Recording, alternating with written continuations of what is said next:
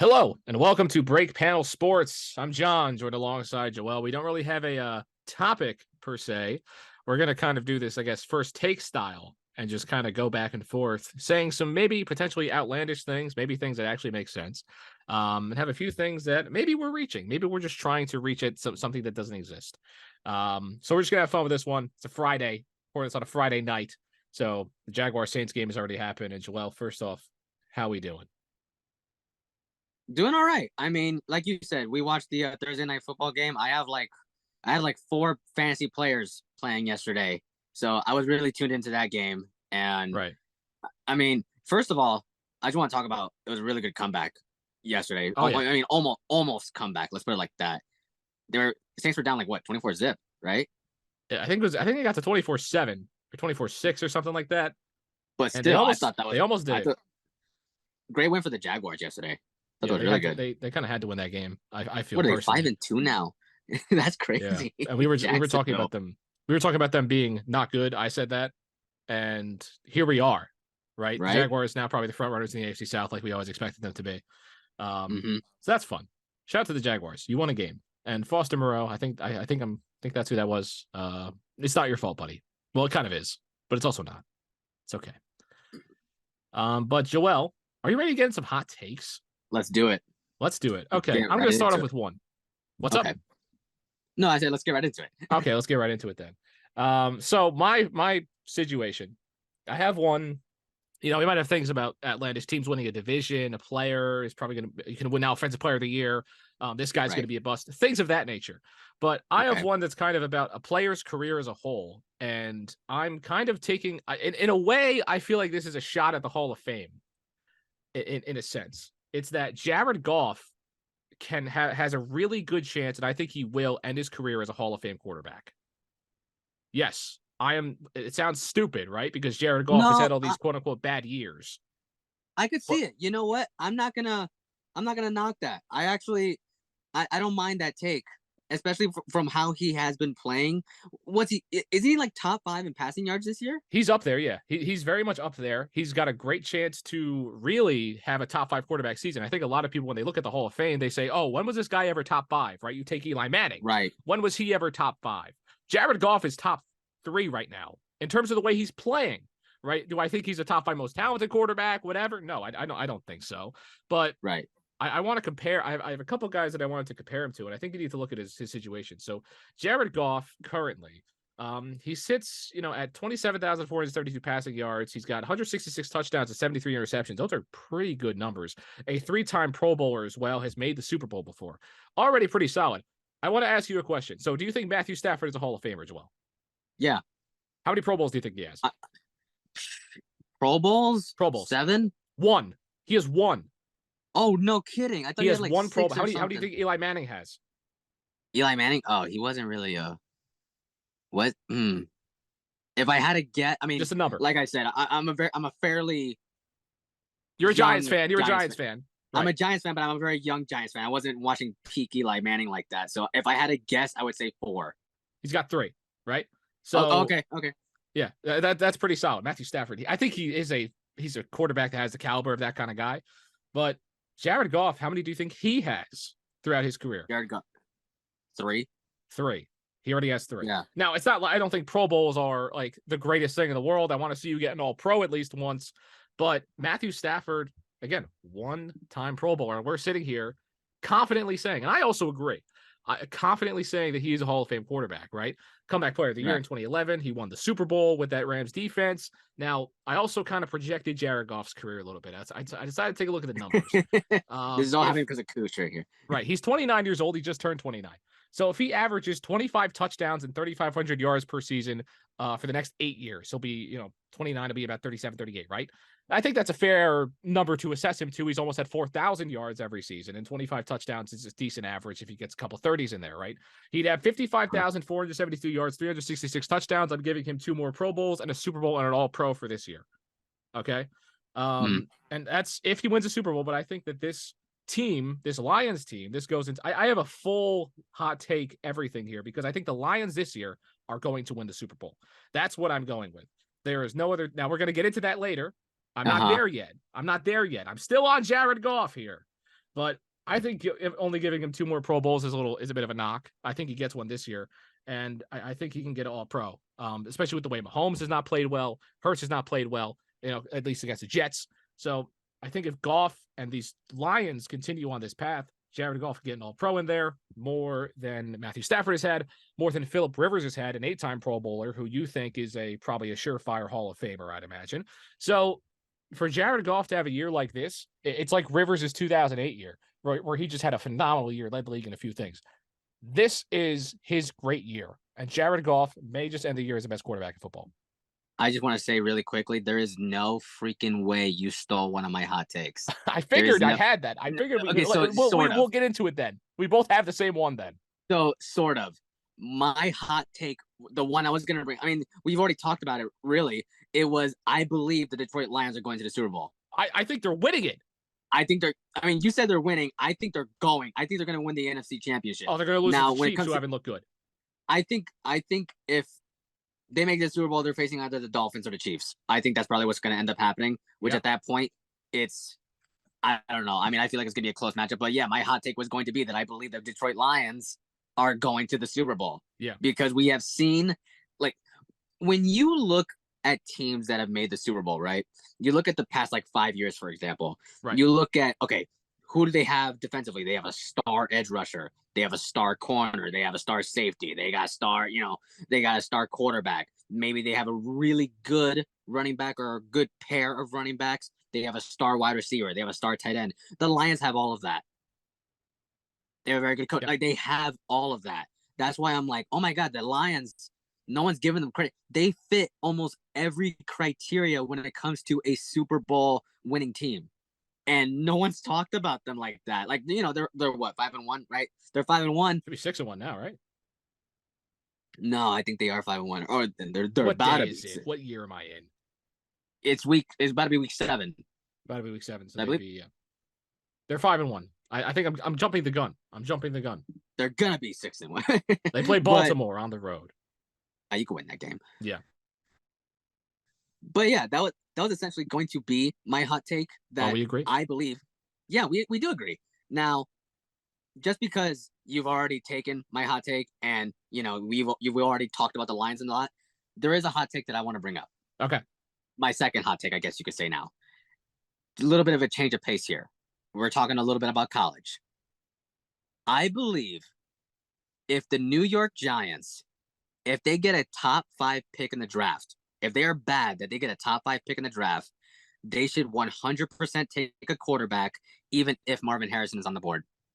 If Marvin's on the board, you think the Giants? So let's say the Giants have. I think Marvin's going to go down. I think he can be a top 10 pick, right? I think even if Marvin Harrison is still on the board, they're still taking a quarterback. Well, yeah, if Drake May's on the board, I think you probably take him. Well, here's the thing, because the way I'm looking at it right now is, okay, they're making a long commitment to Daniel Jones. I honestly don't think Daniel Jones is going anywhere, at least for next year. I really don't think he's going anywhere. I don't think he's going to get traded. I don't think you really can trade him. I don't think it's going to be possible. Now, when I'm talking about them drafting a quarterback, I think they're going to be looking at building up Daniel Jones' draft stock, his trade stock, I want to say. I said draft stock, but they're building it up. I think that's what they're going to want to do. I think it's going to be a situation where Daniel Jones, he realizes, listen, it's, how do I put it? Kind of like a Jordan Love situation. That's what I think the Giants are going to do with 26-year-old Daniel Jones. I think it's going to happen. I'm not saying it's a good idea. I'm telling you that's what's going to happen.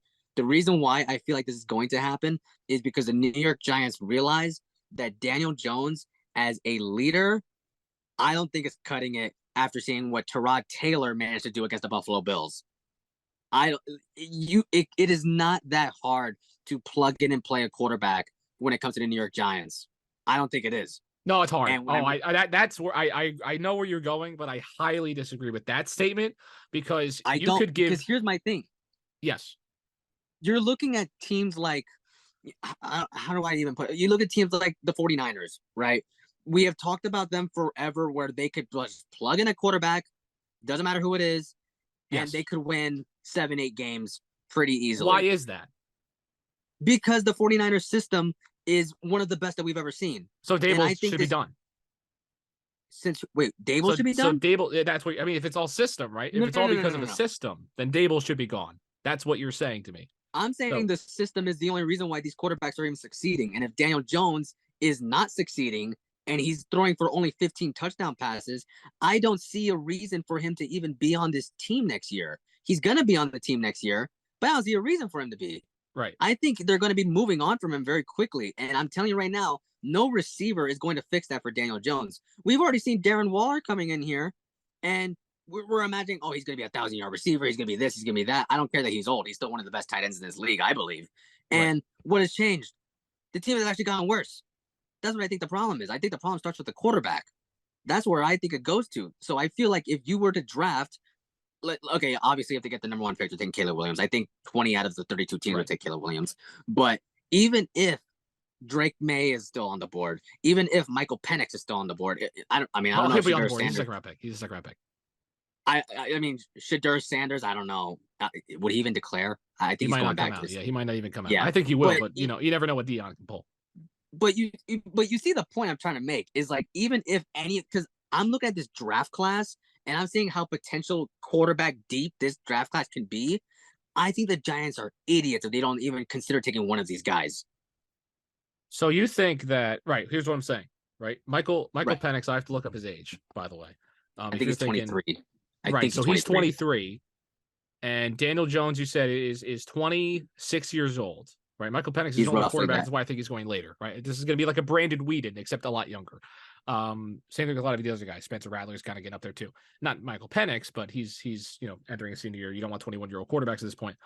So I want you to answer this. Why are the 49ers so successful? Because of their coaching staff. Why is it so easy for that coaching staff to run that offense? Why is it so easy for them to run that offense? It's easy for them, right? They can plug and play a quarterback. They can play a guy who can't really move around too much. Why is it so easy for them to run that offense that they do? Because of the weapons that they developed. It's because of the receiving core. No, it's because of that offensive line. Here's my thing. Well, the offensive line too. I'm not going to lie. But here's the thing. Keep in mind, they traded for most of that offensive line. They acquired a lot. I'm not saying draft a guy at 5. I'm saying that's a bigger thing to my point, because a lot of people were saying, "Oh, the offensive line's terrible. They need to draft more offensive linemen." How many rookie offensive linemen do you want on this team? There's already like what, 4, 5, something like that. There's too many that we're waiting to develop here. Like Andrew Thomas, they got lucky. I mean, he's injured now, but they got lucky that his development was actually pretty quickly. Yeah. Last year he was arguably top 2 left tackles in the entire game last year. Trent Williams probably being number 1. But when I'm looking at the 49ers and I'm seeing what they managed to do, I'm not even going to sugarcoat this. George Kittle was not really anything before coming to the 49ers. Deebo Samuel was not really anything before coming to the 49ers. If we're looking at, Christian McCaffrey. Those are guys that their whole careers played for the 49ers. A lot of these, no, I'm saying when they were coming out of college. They were good prospects. Debo was a second-round pick, and George Kittle was one of the best-rated tight ends coming out of that class. So yeah, but then again, wasn't he like a mid-round pick? He wasn't. Tight ends don't usually go high. Kyle Pitts broke the whole draft mindset of tight ends, right? Well, yeah, I understand that, but like what I'm saying here is, if a team like the 49ers is able to do it, and this is a team who had the head coach, coach of the year, they had coach of the year.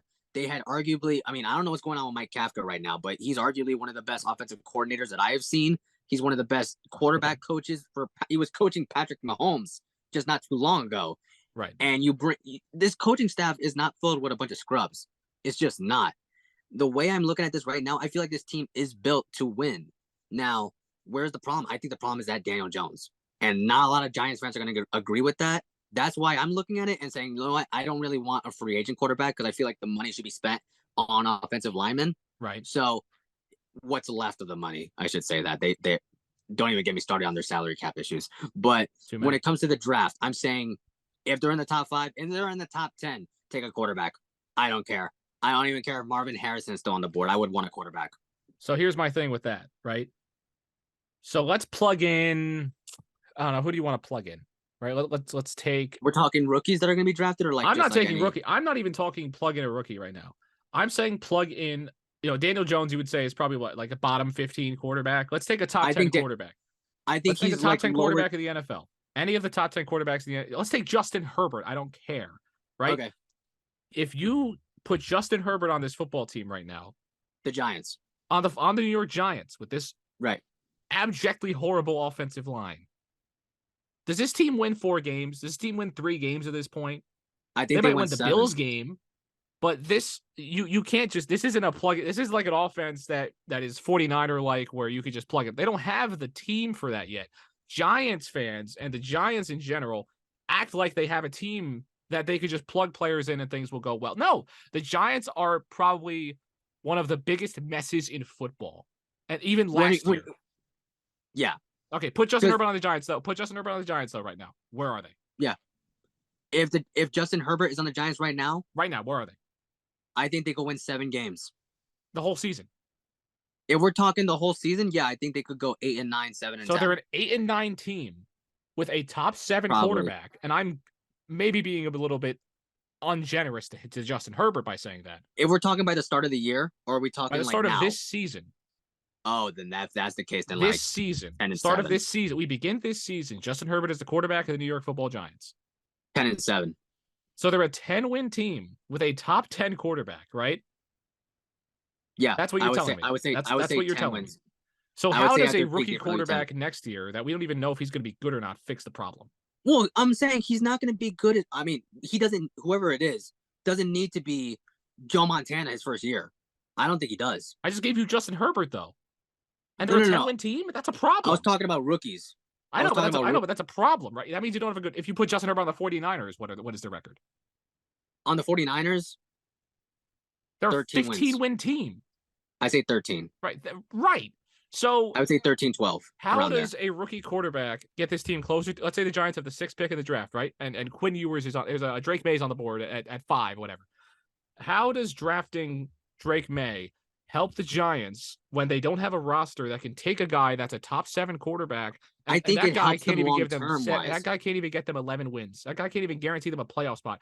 So why don't you take that 5 and trade down because a quarterback's on the board that has a lot of value, right? So keep in mind, I'm talking down. Keep in mind, I'm talking about what I think the Giants are gonna do. Like I said in the beginning, I'm not saying this is the best move that they can do. Okay, I'm saying this is what I believe they're gonna do. I just think it's still dumb, though. Right, it is. There's no scenario where the Giants fix this problem. I feel like right now, especially when you're looking at Daniel Jones, do you view him as the leader of the New York Giants? No, he's gone. Then not even close. How long has he been there now? 4 years. This is his 4th year, right? This 5th year option year, right? So I say he's gone, man.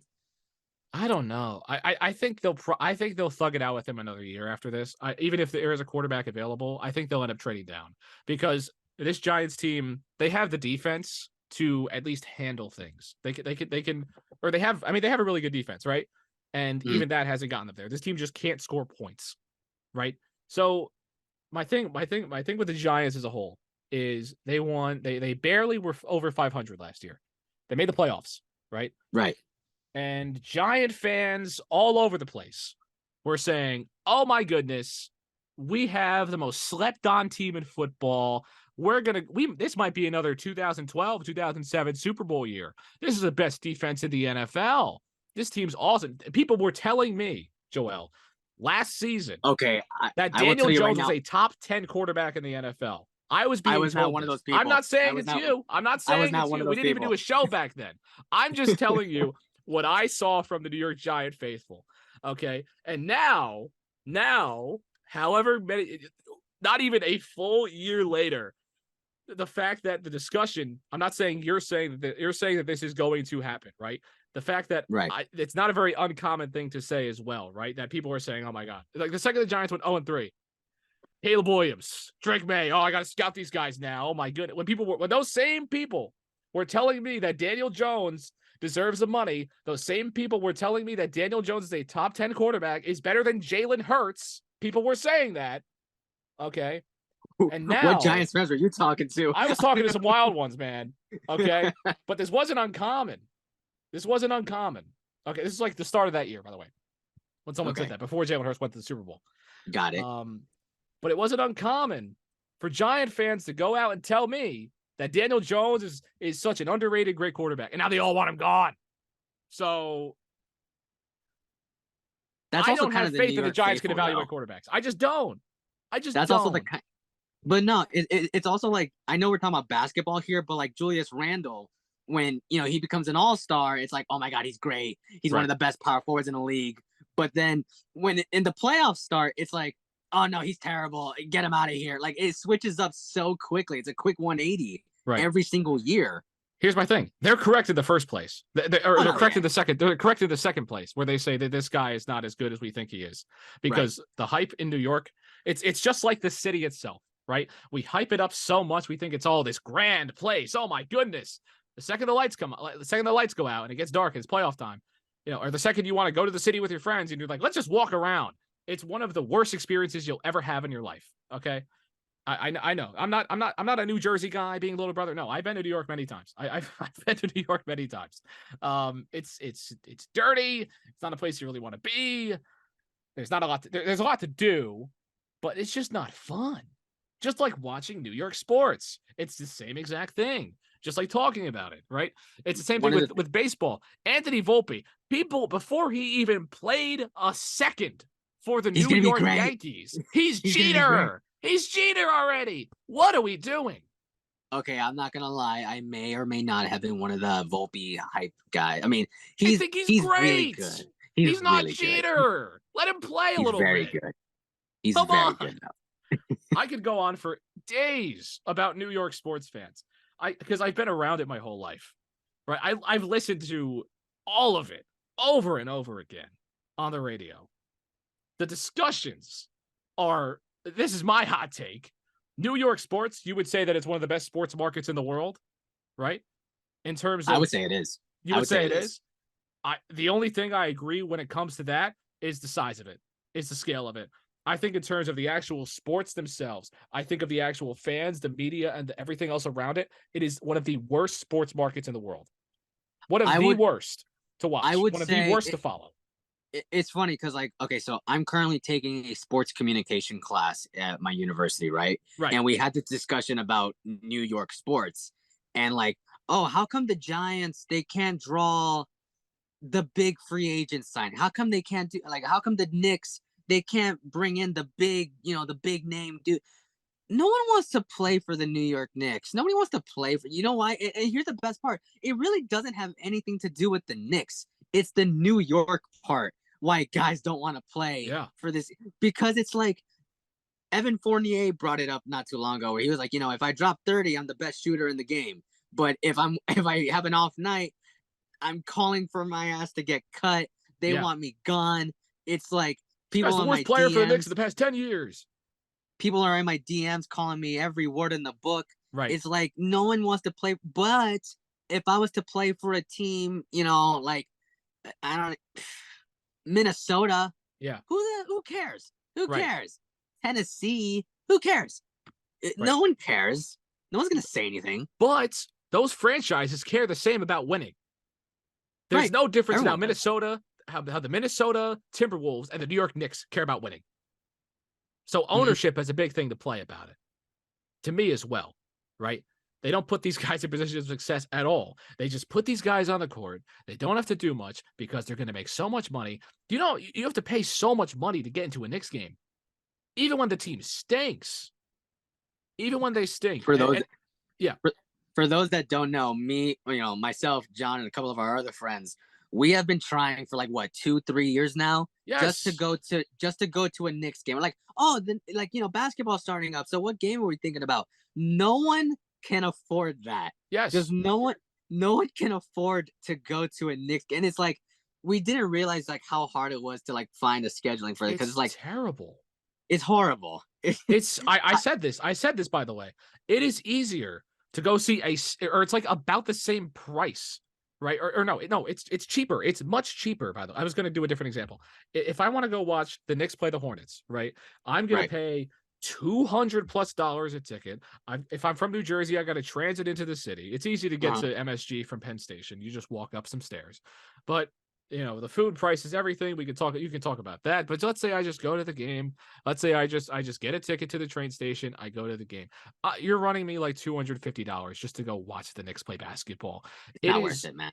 over $100 cheaper for somebody from New Jersey to drive to Philadelphia and watch the Philadelphia 76ers play. And I can get a better game because I can watch them play the Celtics for about the same price it costs to watch the Knicks go play the Hornets.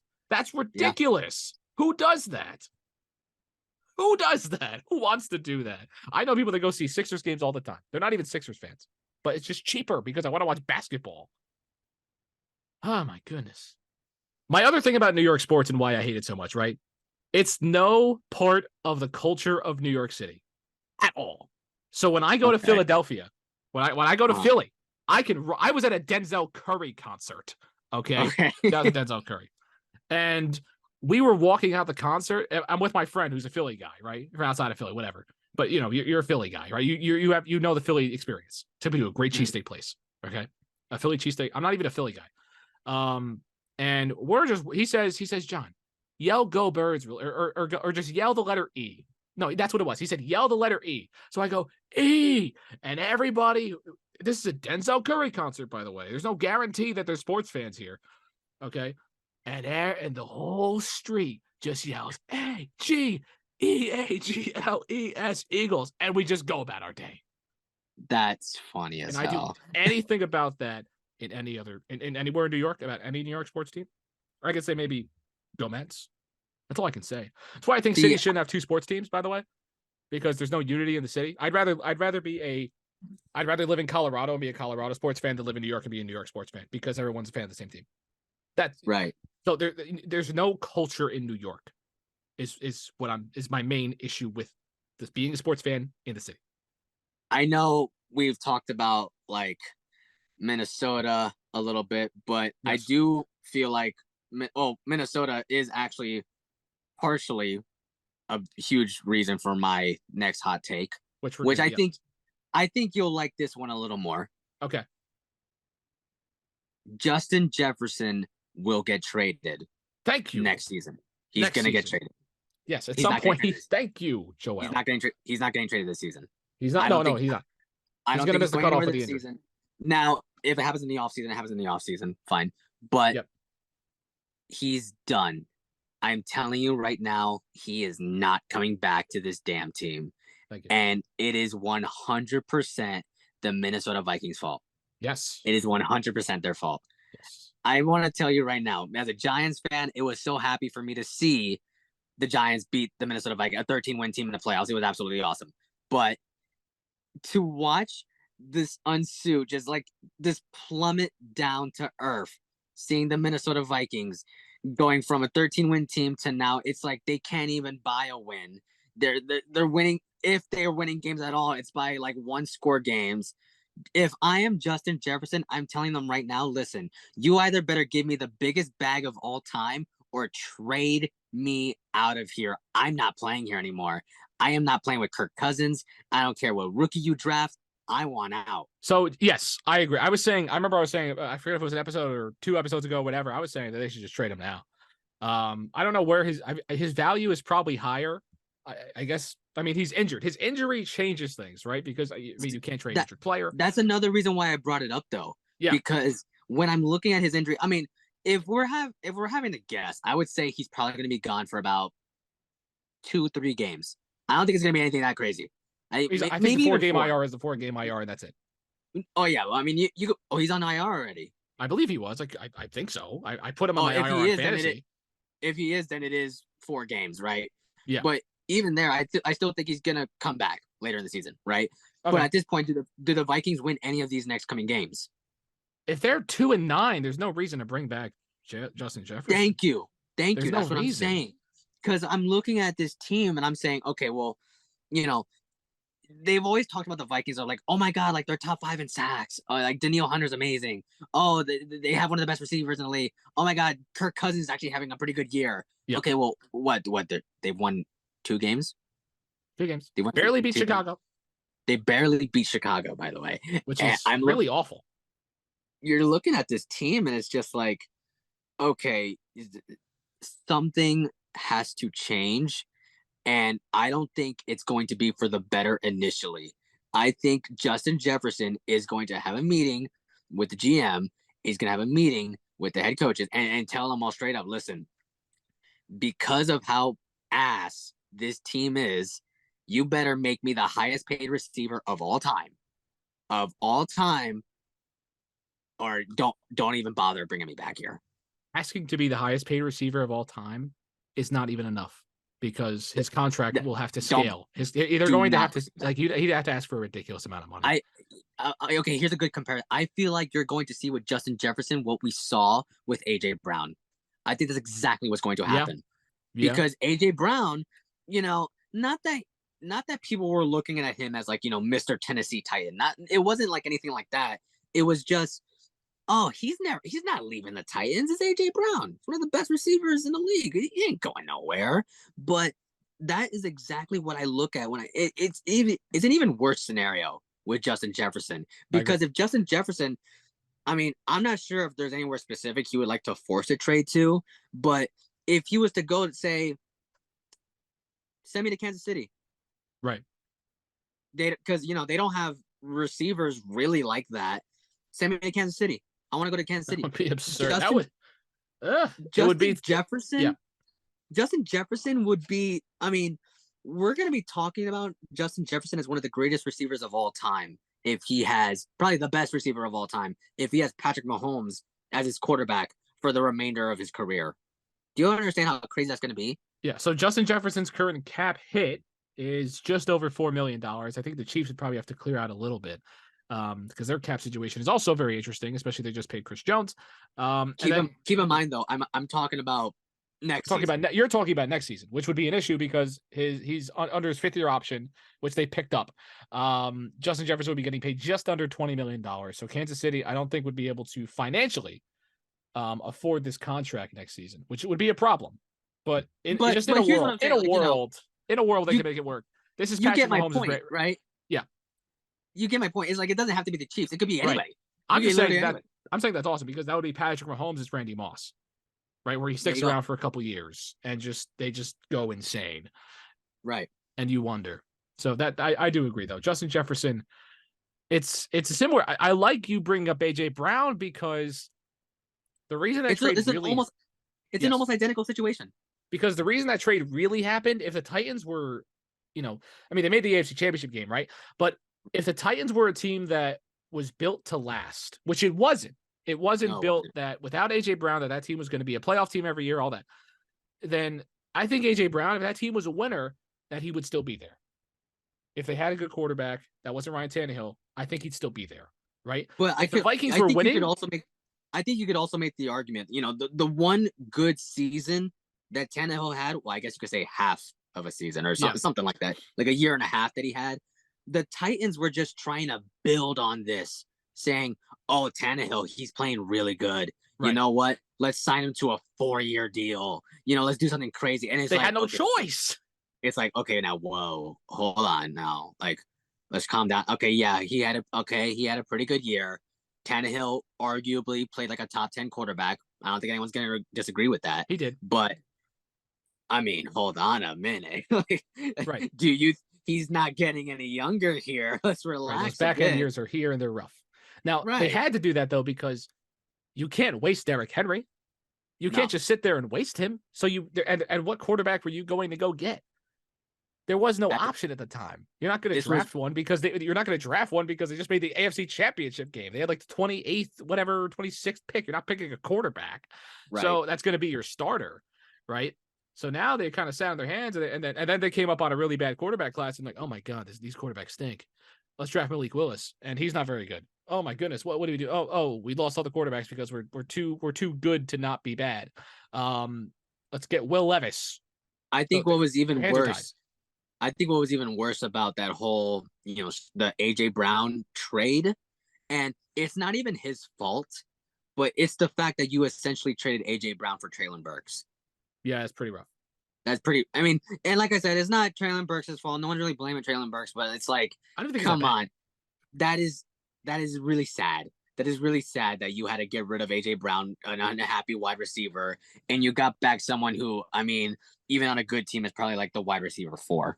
Yeah, I think Burks still has potential, and that's No, definitely he not does. just. That's definitely. I'm not definitely saying that just because I have a dynasty, you know. Uh-huh. So yeah, I think Burks has some potential, but he's not AJ Brown. That's the point you're making, right? No. He's not even Yeah. close to AJ Brown. But yeah, that's I like that. Because I feel like the Vikings are gonna get something very similar of a deal. Yeah, they'll get like a first round pick or two. I don't think anyone's gonna disagree on that. They'll probably get a first round pick or two, but you got to hit on these picks. Are they gonna be Justin Jefferson type level players? No, we got to wait and see. You're not going to expect to get back Justin Jefferson. There's no way in the world that you're going to get back equal value for Justin Jefferson. There's no way in the world, but there's also no way in the world that him staying in Minnesota for the next decade is going to win you anything. No, so they have to continue to build this roster, and the best way to do that is to get rid of, and they would clear about $20 million next year, potentially with that. I don't know how trading with the fifth year option works, if that's even like a good idea. But in general, Justin Jefferson his days as a Minnesota Viking are numbered. Is right. So you think Justin Jefferson has played his final snap as a Minnesota Viking? No. He's getting traded in the offseason. No, I mean, what I'm saying is I feel like after he's out of IR, I think, even though, like we've said, I don't think there's any reason for him to come back. He'll probably play. He'll probably play. Yeah. Yeah, that's what I mean. They'll probably force him to play. I think he'll force them to make him play. Year. I think he'll finish out this year. The offseason is when I'm saying teams better be calling Minnesota out the ass. Yeah. And asking, what's the price? 3 first-round picks? Fine. 4? Fine. Whatever. I wouldn't get Justin Jefferson for 4. No, but I'm saying there are teams out there that are saying, you know what, like give him everything. Yeah. Like you don't need him, or you don't want him, or you want to move him because you want to fill out other needs. That's perfectly fine with us. Yep. F them picks, as Sean McVay and all that. At that point, it's a rental, is the thing, because he'd be under his 5th year option. It's a 1-year rental.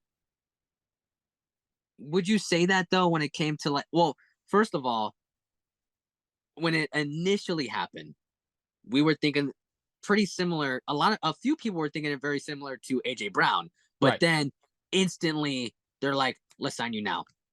Let's sign you right now." And he got what? That's what they're going to do. Yeah, that's what they're going to do. That's what I feel like. Whatever team he gets traded to, he's going to be like, "Okay, we're working out a contract before you even put on a uniform." Right. Just depends on Justin. Yeah, he has Justin. The great thing about this is Justin has all the leverage in the world. Oh, because he's the best receiver in the world. He can walk in a building. He can basically say, right, I only want to get traded to these 5 teams that have a chance to win the Super Bowl. Because I'm a rental. You have to trade me because I'm gone. Anyway, I'm leaving you. And then he can go to that rental team. Let's say they win it or do whatever. And he can say, hey, I'm probably going to leave. And then they're going to give him a huge bag. So he's going to get his money. He's going to be great as long as he stays healthy. Shout out to Justin Jefferson. Joel, since I kind of did 2 hot takes in one, and I've kind of did 3 hot takes in one at this point, let's get. Do you have another one? Or did you run out? Because I do have another hot take, but I don't even really want to call it a hot take. It's more so like a mild take. I mean, my other 2 are fairly mild as well. But just spit it, and I will shut it down, or I'll accept it. So sticking with Tennessee. Yeah. Okay. I feel like you're going to see the Jordan Love effect with Will Levis. You think, Because here's what I'm saying. You think he's a dog? I think Will Levis, I'm telling you right now, at least from what I have seen, I mean, we've seen a bit of him from preseason. We didn't see a lot from him. But from what I'm seeing in the current situation in Tennessee, I don't think you're going to see Will Levis start this year. I don't think you're probably going to see him start next year. Right. I don't think it's going to happen. But do I think he's going to go anywhere? No. I don't think he's going to go anywhere. No. And I think Tennessee, being as run heavy as they have become, it's going to be a situation where Tannehill is not going to have to play, 100% Tannehill that he needs to play. He's not going to be that guy for at least this year. And I think he sticks around next year too. I think it's probably what's going to end up happening. But Will Levis, I think he's going to be in a situation where, they took him with what, the 32nd pick? Because technically the Miami Dolphins, they lost a pick. Correct. Yes. So it was actually technically 32. Yeah. It was a second round pick. Yeah. Technically speaking, quote unquote. Right? I don't think you draft a quarterback at that position and don't expect him to play. No, they At just some drafted two point. quarterbacks. They also drafted two. They Well, did this here's the thing. They drafted him. what explained Malik Willis then? Malik Willis, they drafted him in the 4th round. I don't think they really wanted to do anything with him. Well, the only reason he fell that far was because, I mean, just the quarterback draft was just nobody was taking quarterbacks. That quarterback draft was freaking horrible. I think it was pretty bad. On that. But Willis was a talented prospect. Malik Willis was. Remember when everyone was like projecting him to go like number 2 to the Lions? Remember when people were projecting Will Levis to go top 5? I mean, it happens a lot more than you would think. It's interesting because I think Malik Willis was just one of those guys where it's like, okay, let's pick him up. If he's something, we look like geniuses. If he's not anything, he could just be the backup. And I remember when Malik Willis was starting games last year. Yeah. And there was visible frustration with Vrabel because this man was afraid to throw the ball at all. I mean, they went to Josh Dobbs. I don't know what to tell you at that point. Yeah. I don't know what to tell you. They started a playoff contention game. That was funny. Shout out to Josh Dobbs. Yeah, Will Levis, I can see him kind of. I mean, he's going to play. He's going to start for the Titans. I don't see him just being like a Christian Hackenberg, where you kind of just get rid of him. He never plays it down for you. You know, he's a good player. I don't think he's bad. I don't think he's good. But yeah, I guess the main point that I'm trying to say is I think it's only a matter of time before he becomes a starter. That's right. But also, the problem is Derrick Henry's getting old. So Derrick Henry. Is Tajay Spears going to be that guy for the next? You know, the Titans are going to be really, really bad soon. Yeah. A lot sooner than you think. Probably next year. I mean, they're already pretty bad. Is the problem? If you took Derrick Henry off this team, oh my goodness. Which is why I would trade Derrick Henry tomorrow. Like yesterday, last year, 2 years ago, I would trade Derrick Henry. What can you get for a Derrick Henry? I mean, he's the best running back in football, and arguably. Was he 32? 30? I don't think he's that old. Is he that old?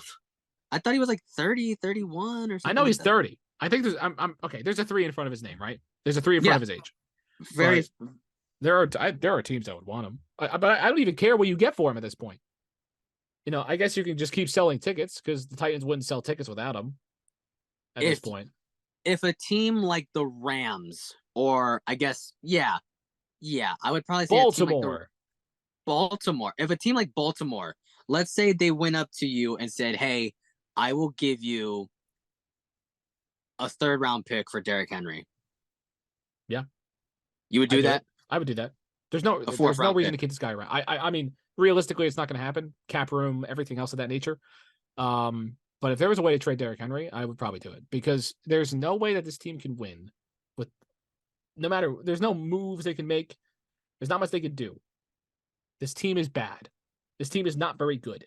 This team has no chance to win a Super Bowl, but they're stuck because they have an old quarterback. They have an old running back and they have young receivers. Maybe they're interesting, but at this point, you know, do you want him to, does Derrick Henry want to stay? He might want to just because he's a family there. He's everything there. But yeah, I mean, this Titans team is interesting. They're going to be bad. That kind of reminds me of going back to New York yesterday. I saw Saquon. Basically, it was quoted that he said he doesn't want to be traded, right? Right. But when he was looking more in depth, when you look more in depth into what he was saying, he was talking about the Giants, but he also really wasn't talking about the Giants. He's saying, I don't want to leave New York. I got a family here. I got friends here. Yeah. I got people here. You know, I mean, think about families for what, I mean, I don't think he has any kids, but like, let's say his kid was in school or something like that. And then you got to tell him, oh, hey, by the way, we're moving to Kansas City tomorrow. Right. We're going to get you out of that school. And, you know, now you got to leave your friends. And now you got to, who really, like, I could understand why a young guy like Justin Jefferson would want to get traded. You know, There's not much what's there for you in Minnesota, right? Yeah. But like, again, I know we're keep making the transition to basketball, but Damian Lillard did not want to be traded from Portland. He wanted to be traded from the Blazers. Exactly. That is totally different. I mean, Damian Lillard, he got divorced and left, or you know, he uprooted his whole family to move to Milwaukee and everything. I mean, it's a whole situation. But there are only so many guys that can do that, right? Right. It's Kirk Cousins I mean, Rem- at that point, Dame had made so much money that he can send a kid to whatever. He probably had private school, homeschool for his kids and remember, everything. remember Derrick Rose crying when he Yes. got traded from Chicago? Isaiah Thomas is a famous video of his reaction to getting traded. I mean, these guys build yeah, Derrick Rose too. Yeah. Yeah, Isaiah Thomas, they gave up on me. You know, there's situations, right? I mean, at the end of the day, I think it's when you really have to look at these guys as human beings that have families and lives. And like, yes, the the amount of commas in their checking account is so much different than you and mine. But at the end of the day, a lot of the time, these guys are still sending their kids to the same schools that maybe some of us went to, right? Right. It's just the way that the world works. There's only so many aspects of life that money can have you avoid.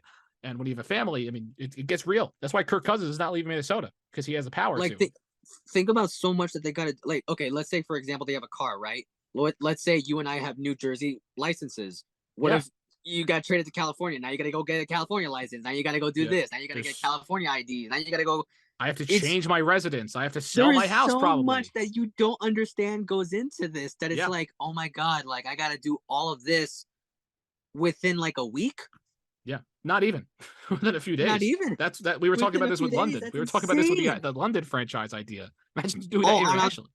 And on top of that, you got to learn the new playbook. You got to know your teammates. You got to go hang out with them. You got a team bond. Right. You go to practice. I mean, Joel, we talked about all that, and we just got the football. So I will say though, this is getting a little long as it does. So I'm just going to give you my 2 remaining hot takes at once, and I just want you to yay or nay them that I brought up.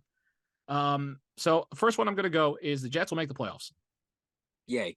The Browns will win the division. That was my other one.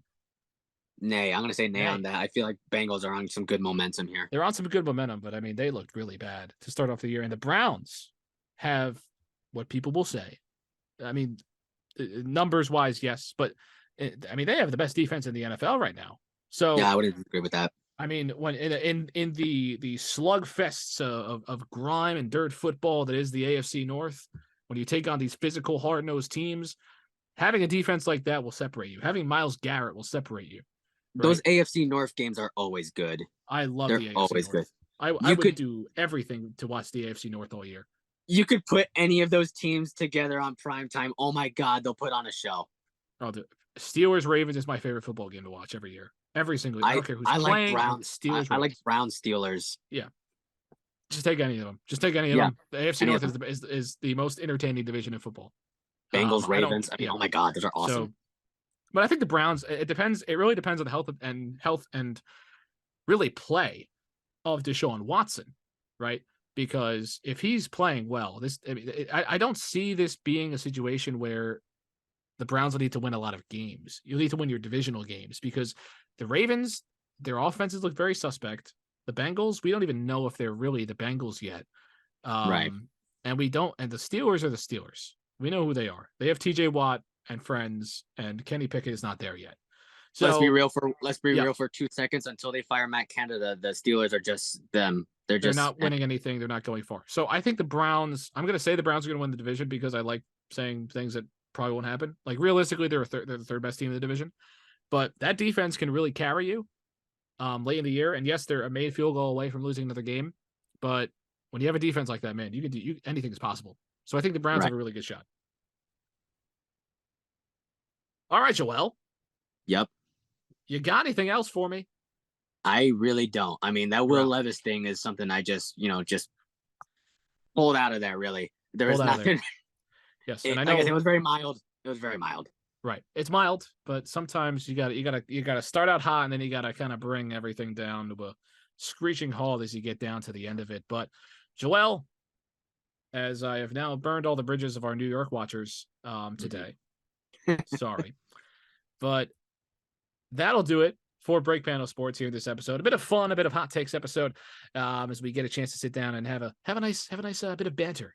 Nice, just a little bit of banter with the boys here on Break Panel Sports. Joel, anything left to add in general? Anything about life, happiness, the pursuit of it, or whatever? No, I mean, I think my happiness really just relies on my fantasy teams winning this week. And if I lose, I have a horrible week. That's really all I gotta say. Just like everybody else. That's how you know that your actual football team has really not been playing well. Anyway, yes, shout out to the New York Giants. But that'll do it for this episode of Break Panel Sports. I've been John, joined alongside Joel. You stuck around for an entire episode of Break Panel Sports. If you're, I love you. Okay, I love you. How about that? You're so brave if you did that. You're so brave. You're so strong. Everything will be just fine. You will see success and happiness in life. But again, that'll do it for us. It's been fun. We'll see you in the next one. Have a great one, man.